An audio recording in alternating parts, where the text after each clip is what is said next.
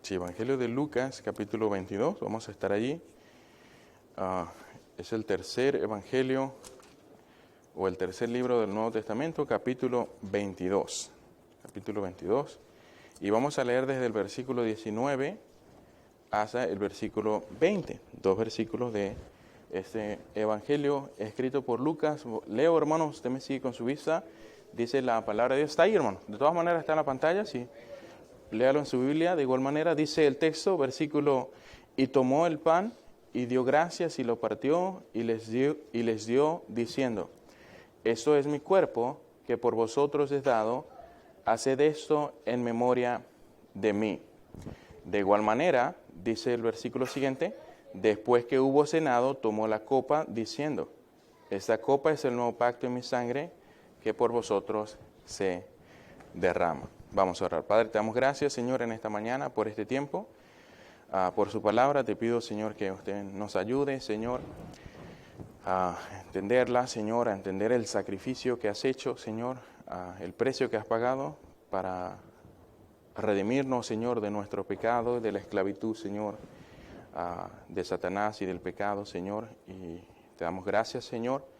Ayúdanos a alabarte, a glorificarte, Señor, por lo que has hecho en nuestras vidas en el día de hoy y a recordar, Señor, lo que has hecho, Señor, por nosotros. En el nombre de Cristo. Amén. Amén. Hermanos, en las principales ciudades, y esto manera de introducción del mundo, hermanos, se han construido monumentos de personajes célebres. Yo creo que para nadie es un secreto, aquí muchos venezolanos, o no es un personaje desconocido, el personaje de Simón Bolívar, ¿no? Usted donde quiera que va, hay una plaza, por lo menos en Venezuela, de Simón Bolívar. Y incluso en Colombia se puede encontrar plazas con ese nombre. En Ecuador también puede encontrar, hermanos, plazas, y en la mayoría de los países, de acuerdo a la historia, hermanos, que este personaje dio la libertad del imperio español, hermanos, podemos encontrar una plaza de ese hombre, hermanos, y bueno, así de muchos personajes, héroes considerados héroes y presidentes, inventores, compositores, entre otros artistas, hermanos, los podemos encontrar en muchos lugares, monumentos erigidos para recordar la memoria o para recordar históricamente a este personaje, hermano. Y uno de los propósitos que tienen, por supuesto, para los hombres es que nosotros podamos, al pasar cerca de esos lugares, tener memoria de ellos, ¿ya? O por lo menos saber un poco. Como dije, es muy difícil para igual en este país, ¿no? Hay un lugar en el que está erigido una estatua de 4 presidentes sobre una roca, y es muy difícil ir a ese lugar y no pensar en Washington y George y estos presidentes que están ahí. Recuerdo, Washington es uno, Jefferson también, me parece, y el otro, no, te estoy estudiando para la ciudadanía, así que tengo que saber eso. Y Lincoln es otro, y se me fue, hermanos, el otro personaje. Pero sí, ahí está, yo por lo menos sé que Lincoln es el 16º presidente de los Estados Unidos, la obra que hizo aquí, hermanos, y eso obviamente lo hacen para eso, ¿no? Para que la gente no olvide lo que hicieron, lo que ha pasado, hermanos. Sí, en relación, hermanos, al Señor Jesucristo, bueno, cuando nuestro Señor determinó dejar algo que nos recordara su nombre, su obra en la tierra, hermanos, nos dejó una remembranza, una ordenanza que hermanos, encontramos en la Escritura. Por eso la mayoría de las iglesias, especialmente aquí en este país, en la mesa de comunión dice memoria de mí, sí, porque hay algo que nosotros, los creyentes o la iglesia, está supuesta, hermanos, a celebrar, para recordar la obra que el Señor Jesucristo hizo en la cruz. Y Él no dijo, hagan una estatua, ¿verdad?, como la sociedad hace, pónganle mi nombre allí, hermanos, solamente dejó una ordenanza, una celebración, una cena que conocemos como la Santa cena o la mesa del Señor, hermanos, y tiene otros nombres que no quisiera, hemos mencionado en otras ocasiones, pero hermanos, el partimiento del pan también se menciona en las Escrituras. Pero hermanos, tal es el recuerdo que Dios o el Señor Jesucristo nos ha dejado a nosotros para que nosotros recordemos la obra, especialmente que Él ha hecho en la cruz, ¿ya? Así que, hermanos, rápidamente voy a ir sobre varios puntos aquí. Lo primero es cuándo participar. Ya hemos mencionado, hermanos, y es notorio para muchos, que cuando el Señor instituyó la cena, Él fue el quien lo hizo. Hermanos, y es llamativo que lo hizo justo, hermanos, en el tiempo en el que los judíos celebraban la Pascua, que la Pascua, hermanos, la Santa Cena o la Cena del Señor es para nosotros los cristianos o representa para nosotros lo que significaba la Pascua para un judío, ¿ya? En esa Pascua, en esa celebración, los judíos debían sentarse en la mesa y participar de la comida que había y recordar lo que Dios había hecho con ellos en el Éxodo, ¿no? ¿Se acuerda? La última plaga que Dios trajo sobre los egipcios era la muerte de todos los primogénitos nacidos de mujer en la tierra, incluyendo de animales. Y hermanos, y Dios le dijo a los judíos, a los israelitas, que hicieran una señal en la puerta de su casa con un dintel, allí marcaran con la sangre de un cordero sin mancha, etcétera, en la puerta de su casa, de manera que cuando el ángel de la muerte viniera y viera la señal en la puerta, no entrara en esa casa, y así en esa familia, en ese hogar no moría nadie, no moría ningún primogénito. Todos los israelitas lo hicieron y el pueblo de Egipto, por supuesto, no lo hizo, no estaba advertido sobre eso, y hermanos, llegó el ángel de la muerte y mató literalmente a todos los primogénitos. Hermanos, dice la Biblia que hubo gran llanto en Egipto, tanto que los hijos de Israel estaban en la tierra de Gosén, separados, hermanos, de lo que es la urbe egipcia, y ellos podían escuchar el llanto de los egipcios, hermanos, aquella noche. Y en Israel nadie murió. En la tierra de Gosén todos estaban vivos, o por lo menos los primogénitos. Y hermanos, así Dios pasó sobre los egipcios, sobre Egipto en aquella noche, y no mató a los primogénitos de los judíos. Y Dios les pide después que celebren eso en memoria de ese día. Y hermanos, lo que los judíos recuerdan en esa celebración es eso, ¿no? La Pascua, ¿no? O que Dios pasó de largo. ¿Y qué hizo que Dios pasara de largo? Bueno, ya sabemos, la sangre en la puerta de aquel cordero que fue sacrificado aquella noche. Si un judío no hubiese sacrificado el cordero, seguramente allí hubiese entrado el ángel de la muerte. Hermanos, y eso, llevándolo a lo que nos repercute a nosotros, la iglesia, hermanos, Dios nos ha perdonado, nos ha limpiado de nuestros pecados, no nos ha castigado como merecen nuestros pecados por la sangre del cordero que fue derramada en la cruz, y por la fe que yo he puesto en ese sacrificio, hermanos, se ha aplicado el perdón a mi vida. Entonces yo tengo un evento en el cual yo puedo celebrar ese hecho histórico maravilloso de que Dios ha perdonado mis pecados, y lo hizo crucificando al Señor Jesucristo en la cruz, hermanos. Pero lo que sí no dice, ¿verdad?, especificó tiempo ni frecuencia de la celebración, como en el asunto, volviendo atrás, de la Pascua. Sí especificó un tiempo y se especificó un momento en el cual los judíos debían celebrar la Pascua, y eso lo hacen una vez cada año los judíos. Y es curioso, hasta cristianos hoy en día están, hermanos, celebrando Pascua. Nosotros no tenemos que celebrar Pascua, nosotros tenemos que celebrar la muerte, la sepultura y la resurrección de Cristo. Recuerde que lo nuevo, eso nuevo, sustituye lo viejo. Lo que sucedió allá representaba lo que Cristo iba a hacer, ya Cristo lo hizo. ¿Por qué vamos a celebrar aquello si necesitamos celebrar eso? ¿Me explico? Eso lo explica el escritor de Hebreos a los judíos en el libro de Hebreos también. Allí. Así que no se dice, hermanos, pero lo que sí dice es que, hermanos, la iglesia está supuesta a hacer eso, en memoria de Él, en su memoria. Debemos entonces, hermanos, a la iglesia de Cristo, a hacer eso en su memoria. Y desde entonces, hermanos, la iglesia del Señor Jesucristo ha participado practicando esta ordenanza en memoria del Señor Jesucristo. Por lo menos los primeros cristianos en el primer siglo, hermanos, en su mayoría, todos ellos, sin exagerar, conocieron personalmente al Señor Jesucristo, los primeros cristianos del primer siglo, ¿no? De los primeros 100 años.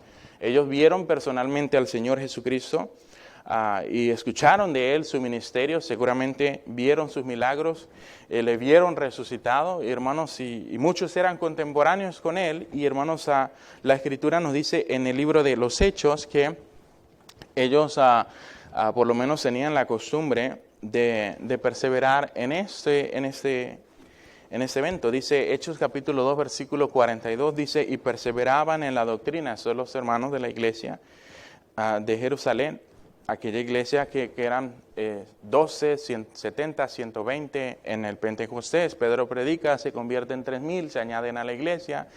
Esa iglesia, hermanos, según se cree, llegó a tener más de 20,000 personas hasta que el Señor los dispersó y comenzaron a huir por todos lados y el evangelio comenzó a predicarse en otras regiones. Pero dice la Escritura que ellos perseveraban en la doctrina de los apóstoles. En la doctrina de los apóstoles. Y como hemos dicho en otras ocasiones, doctrina hace referencia a una enseñanza. Hermanos, la iglesia perseveraba en la enseñanza apostólica, en lo que, hermanos, hoy nosotros tenemos aquí como la Biblia. Hay enseñanzas, hermanos, de los apóstoles que encontramos aquí, y nosotros haremos bien si perseveramos en esas enseñanzas de la misma manera que la iglesia al principio lo hacía.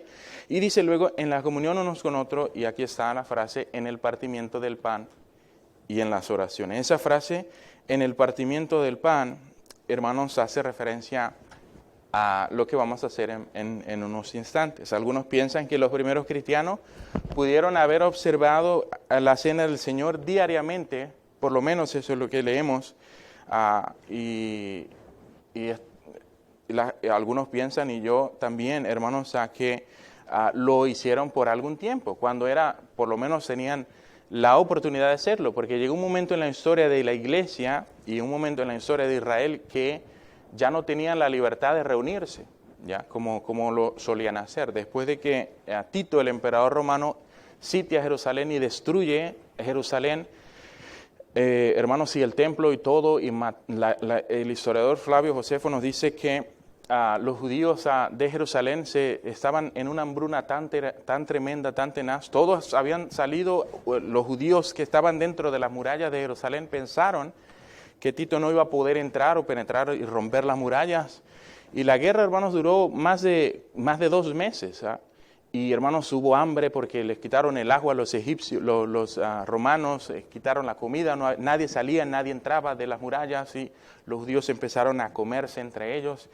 Y el resto, hermanos, perseguidos, huyendo por todos lados, hermanos, y así otra vez termina el juicio de Dios sobre Israel. ¿Se acuerda? El Señor Jesús dijo, no quedará piedra sobre piedra. Y lloró, ¿no? Cuando vio a Jerusalén y decía, Jerusalén, Jerusalén, el Señor Jesús se lamentó porque Él veía lo que iba a ocurrir en esa ciudad, que, hermanos, de la cual Él vino. Él vino y predicó el Evangelio en ese lugar. Hermanos, Dios ama a los judíos, son su pueblo especial, y eso es un asunto, hermanos, de Dios, ¿no? A veces me pregunto, ¿verdad? ¿Por qué? Y la respuesta nos va a llevar, ¿por qué nos ama a nosotros también? Así que nadie, hermanos, como Dios le dijo a los judíos y se encargó de que ellos supieran, de que Él los escogió a ellos no porque eran especiales y muy buenos, sino porque Dios era muy bueno y Él obró en gracia para con ellos y por eso los escogió. Pero entonces vemos en el texto, hermanos, en Hechos, dice, y perseverando unánimes también, versículo 46, dice, cada día en el templo y partiendo el pan en las casas, comían juntos con alegría y sencillez de corazón. Aquí tenemos la frase otra vez que mencionamos en el versículo anterior, el partimiento del pan, ¿ya? Ahora aquí dice que lo hacían también en las casas, ¿ya? Por eso hay gente que tiene la costumbre de celebrar la cena del Señor en casas, ¿no? Reunidos en células, se reúnen y celebran la cena del Señor de esa forma. Pero lo que quiero que vean, hermanos, que dice el texto, dice que cada día en el templo y por las casas. No, bueno, aquí no dice, hay otro texto que dice así, por las casas, no cesaban de predicar el evangelio, era lo que decía. Pero aquí dice que ellos perseveraran unánimes en cada día en el templo. O sea, venían a la iglesia todos los días. Tremendo. Cuando se podía en esa ocasión, se hacía. Hubo un tiempo en el que, hermanos, otra vez la historia en Jerusalén no dio a que eso ocurriera. Los judíos tuvieron que salir nuevamente, hermanos. Y el primer libro del Nuevo Testamento escrito, Santiago, escribe a los judíos que están en la dispersión. Si usted ve, eso es lo que encontramos en la primera mención que hace Santiago. Así que, hermanos, la mención de Lucas sobre el partimiento del pan se refiere a la cena del Señor. Lucas es el escritor del libro de los Hechos también, ¿sí? De hecho, hermanos, el partimiento del pan, como lo mencioné, es uno de los nombres de la ordenanza. Se le conoce como la cena del Señor, el partimiento del pan, hermanos, bueno, iba a decir la Eucaristía, pero hay varios nombres, hermanos, que tienen, ahorita se me van, ya los he mencionado en ocasiones anteriores, pero no es solamente, hermanos, la cena del Señor, ¿ya? O la mesa del Señor. Pablo lo menciona así, en el libro de Corintios, cuando él habla sobre este asunto, en la iglesia de Corintios, que estaban haciendo la cena del Señor, celebrándola, pero lo estaban haciendo mal, como todo lo que estaban haciendo en la iglesia de Corinto. Era, hermanos, un desorden, y Pablo está corrigiendo todo ese desorden, y él va a corregir ese asunto de la mesa del Señor también allí. Hermanos, ¿y qué significa? Bueno, ¿qué significa la cena del Señor para nosotros, los creyentes? Para los judíos, la Pascua tiene un significado, nosotros lo entendemos, vemos las Escrituras, sabemos lo que significa para ellos, hermanos, pero ¿qué significa la cena del Señor para nosotros? Bueno, hermanos, eso para nosotros significa o es básicamente un recordatorio de la muerte de Cristo. Por eso él dijo, hacer esto en memoria de mí, ¿ya? Y justo antes de que fuera entregado, y justo antes de que fuera crucificado y fuera a la tumba, y después al tercer día resucitara, como sabemos, hermanos. Pero es eso, hermanos, nos recuerda la muerte de Cristo. Hermanos, la cena del Señor es una mesa de recuerdo. Es una mesa, hermanos, para recordar la obra, el sacrificio tan grande que hizo el Señor por nosotros. Eso es exactamente lo que es la Pascua para un judío, remitiéndome otra vez atrás, porque los judíos se sientan y cada, hermanos, el pan que comen, el cordero que comen, las hojas amargas y de hiel que comen, representan algo para ellos y recuerdan, hermanos, a ese asunto. Por lo menos las hojas amargas les recuerda a ellos lo amargo de la esclavitud que sufrieron en Egipto, 450 años de esclavos, y recuerdan ese asunto. Nosotros, hermanos, recordamos la muerte del Señor Jesucristo por ese asunto, por esa celebración, este recordatorio, hermanos. Un recuerdo puede, hermanos, servir para tres propósitos, por lo menos, y eso se cumple en la cena del Señor. El primero es, hermanos, que sentimos la satisfacción en el corazón de haber hecho algo que es del agrado del Señor. Sí. Hoy hicimos algo, no sé si le pasa, hermanos, pero generalmente yo lo he experimentado con mi hija, Alana, cuando ella hace algo que sabe que me va a agradar, ella se siente feliz. Y la ves contenta, ¿verdad? Como una lombriz. La carita sonríe, ¿verdad? Aunque tú no lo creas. Mi hija sonríe, ¿no? Y está contenta, está feliz de que hizo algo que fue del agrado de mami y de papi. ¿Ya? Está contenta, hermanos. Y hermanos, lo mismo es igual con nosotros los creyentes, cuando hacemos algo que es del agrado de Dios. Más difícilmente, ¿verdad?, nos sintamos allí, ¿verdad?, todos hice algo que a Dios no le agrada. No, qué bendición, ¿verdad? Para algo sirvo, ¿no? No en ese sentido, pero es eso, hermanos. Estamos gozosos, tenemos la satisfacción en el corazón de haber hecho algo que es del agrado del Señor, hermanos.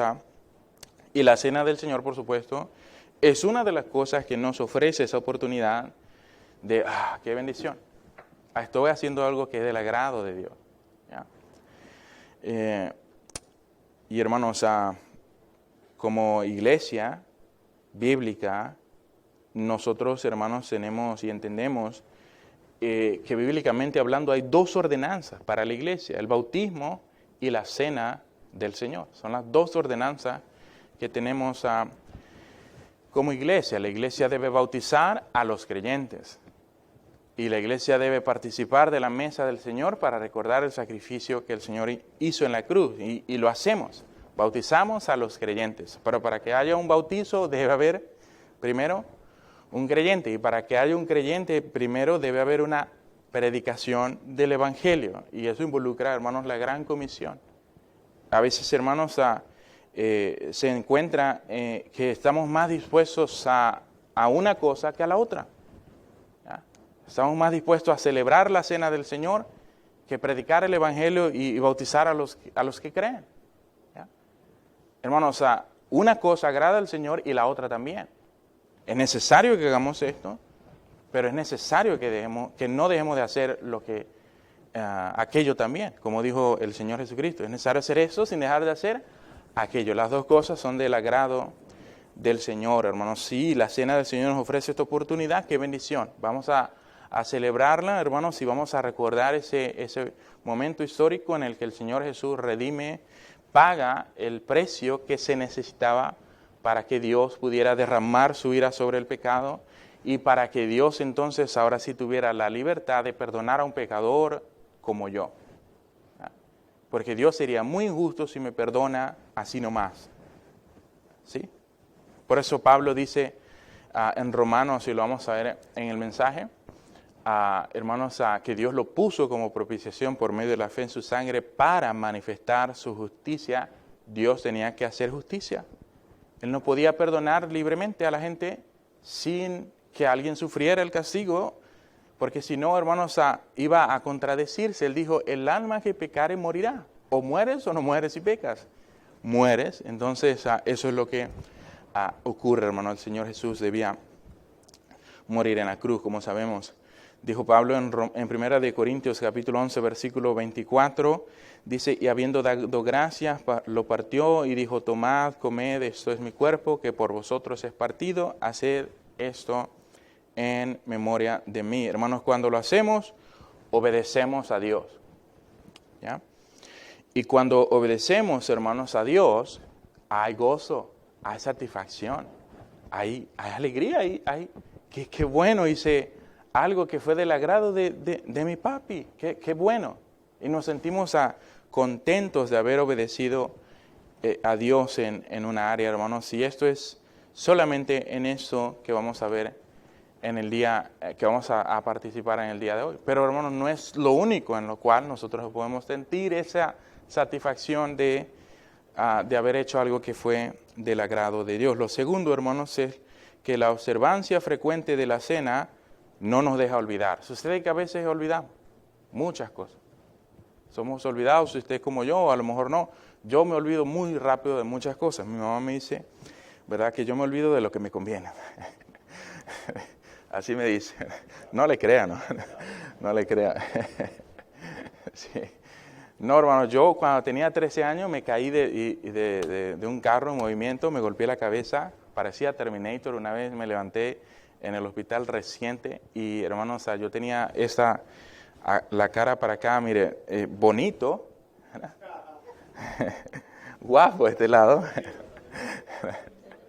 y aquí, hermanos, para acá, en la parte izquierda era una calavera tremenda, feo. Usted no se llegó a ver Terminator en una parte cuando tiene la cara horrible. Bueno, yo me paré y cuando fui al baño me asusté, hermanos, y yo comencé a llorar. Yo pensaba que ya me había destruido mi belleza facial. Sí. Entonces usted se estaba preguntando qué le pasó. Eso fue lo que pasó. En fin, hermanos, me golpeé la cabeza y, hermanos, yo no sé si eso me afectó. Yo le digo a mi mamá siempre eso y me dice, no. Me hicieron una tomografía y nada me salió, ¿no? O sea, gracias a Dios, hermanos. Pero sí, se me olvidan cosas, hermanos. Pero hay algo que, hermanos, Personalmente creo que es muy difícil, hermanos, que olvidemos lo que Dios ha hecho por nosotros. Y más, hermanos, si constantemente estamos recordando que el Señor murió por nosotros en la cruz, que soy perdonado gracias a Dios por el Señor Jesucristo, por el sacrificio que hizo en la cruz del Calvario. Y ese momento, hermanos, me permite a mí no olvidar, hermanos, del Señor y de su obra, de lo que implicó el sacrificio, de lo que significó para Dios, para el Señor Jesucristo, hermanos. Hay un momento en la cruz, hermanos, épico, en el que el Hijo le dice al Padre, Dios mío, ¿por qué me has abandonado? Es un momento tremendo, hermanos, en la historia de la Biblia. Dios el Padre se separa de Dios el Hijo. ¿Por qué lo hizo? Es la pregunta. Exacto. Porque en ese momento en la cruz Jesucristo era el más pecador de todos los hombres. Él cargó su pecado, el mío y el pecado de todos los hombres, y Dios es santo y se separó de él. Y derramó el castigo de toda su ira sobre el pecado de los hombres en la persona de Jesucristo. Y ahora, por ese sacrificio, Dios me puede perdonar. ¿Ya? Eso implicó. Así que, hermanos, que no nos olvidemos de eso. Así que, hermanos, la observancia frecuente es como el reloj del alma, ¿no? Que nos invita a los creyentes a estar cerca de la cruz, cerca del Señor, y recordar ese momento en el que el Señor Jesucristo dio su vida. Como Él dijo, nadie me quita mi vida, sino que yo mismo la pongo. Y tengo el poder para volverla a tomar. Lo tenía. Lo mataron, dio su vida, fue sepultado y resucitó al tercer día. Porque tenía el poder para hacerlo, porque es Dios. Así que, hermanos, no podemos olvidar el costo o el precio que Cristo pagó por nuestra redención. Se escucha, hermanos, mucho de que la salvación es gratis, ¿verdad? A ver, eso suena bien. Yo entiendo lo que quiere decir, pero es que no debemos olvidar el hecho de que, aunque es gratis, no significa que el costo que no costó nada, que no hubo ningún costo. No, hermanos, el precio que se pagó para que fuera gratis para nosotros fue muy alto. Dios dio a su único hijo, y el único hijo de Dios estuvo dispuesto a derramar su sangre, a dar su vida por nosotros, por nuestros pecados. Es un precio muy grande. Dios se hizo hombre como si eso fuera muy poco. Que Dios se hiciera hombre. Por eso Pablo dice, se humilló a sí mismo, haciéndose obediente hasta la muerte, y dice a los romanos en Filipos, y muerte de cruz. Porque para un romano, un ciudadano romano, una persona que moría en la cruz era una persona desechable, ¿no? Era una persona de muy poco valor, ¿no? Y Pablo le dice, el Dios de los cielos se hizo un hombre y estuvo dispuesto a morir, y morir en una cruz por ti. Sí, entonces es eso, ¿no? La enseñanza que Él nos da ya es que debe haber ese sentir que hubo en Él. ¿Cuál sentir? De humildad. Si Él estuvo dispuesto a humillarse, nosotros, hermanos, debemos tener por lo menos esa disposición de ser humildes, igual que Él lo es. Y por último, hermanos, su importancia simbólica nos recuerda constantemente el acto más significativo para el cristiano, que es que Cristo murió por nuestros pecados conforme a las Escrituras. ¿Ya? Estaba escrito, hermano. O sea, lo más maravilloso de eso, hermanos, es poder leer la Biblia y entender que antes de la creación del mundo, Dios ya había diseñado todo eso. En la imaginación de Dios, en la eternidad pasada, antes de que usted y yo naciéramos, Dios ya había determinado que esto iba a suceder así. Y es increíble, hermano, o sea, ese asunto. O sea, por eso el hombre peca y no fue una sorpresa para Dios. Ya Él tenía un plan y lo puso en marcha, y llegó el momento en el cual el Señor Jesucristo iba a venir, y vino. Y como dice Pablo en el libro de los Gálatas, llegando al cumplimiento del tiempo, se manifestó, nació de una virgen y murió por nuestros pecados. ¿Ya? No fue un hecho, hermanos, aislado, no un plan B de Dios. No, ese fue su plan desde el principio, desde la eternidad. Fíjese si Dios no le ama. Antes de que nacieras, te amó. Antes de que nacieras, te formó. Dice la Escritura, de acuerdo al libro de los Salmos, en el vientre de nuestra madre, Dios. Y nos ha dado a su Hijo Jesucristo para que nosotros, por medio de Él, volvamos a esa restauración al principio que se perdió cuando Adán pecó. Fíjese si Dios no le ama. ¿Ya? Dios quiere volver a restaurar el paraíso que se perdió por causa del pecado y de nuestra desobediencia. ¿Sí? Así que representa eso, hermanos. Cristo murió por nuestros pecados, conforme, como dice Pablo, a las Escrituras. 1 Corintios 15, versículo 3 al 5, dice Pablo, porque primeramente os he enseñado lo que asimismo recibí, que Cristo murió por nuestros pecados, como estaba escrito, ¿ya? Conforme a las Escrituras, y que fue sepultado, y que resucitó al tercer día, conforme a las Escrituras. Y luego dice que apareció a Cefas, y después a los 12 apóstoles, después dice a más de 500, los cuales viven aún en ese momento en el que él estaba escribiendo. Mucha gente, hermanos, que vio al Señor Jesucristo resucitado. El punto, hermanos, es que estaba escrito el Señor Jesús iba a morir en la cruz. Por eso él decía, si es necesario que se cumpliese la Escritura, muchas veces. ¿Ya? Cuando los discípulos le decían, no des tu vida, no mueras, ¿verdad? No vayas a Jerusalén. Hermanos, no entender que era necesario, como él les dice, así era necesario, así estaba escrito. A los discípulos que iban camino de Maús, todo triste porque el Señor Jesús estaba muerto, sepultado. El Señor Jesús camina con ellos y después, hermanos, de una conversación teológica profunda, hermanos, histórica, bíblicamente histórica, hermanos, comienza desde Moisés, por todos los profetas, a predicarles, a hablarles de lo que ellos dijeron acerca de Jesús. Y después que termina ese sermón, hermano, histórico para los judíos, para estos dos discípulos, el Señor les abre los ojos, pero hermanos, antes de hacer eso les dice, duros de corazón o ciegos, ¿no? ¿Cuándo no vas a entender que estaba escrito? Así estaba escrito y así fue necesario que el Hijo del Hombre padeciese. ¿Ya? Por eso Pablo dice que el Señor Jesús murió, hermanos, conforme estaba escrito de Él. Isaías, por lo menos 700 años antes de que Cristo muriera en la cruz, dijo que el siervo de Dios iba a morir, iba a ser sacrificado, que Dios lo iba a poner para que recibiera un castigo. No dice específicamente en la cruz, pero usted puede leer Isaías 53 y ver versículo tras versículo, y hermanos, es imposible que no tengas por este lado en tu mente la cruz de Cristo, su sacrificio, porque está describiendo exactamente lo que ocurre 700 años antes de que ocurriera ese hecho.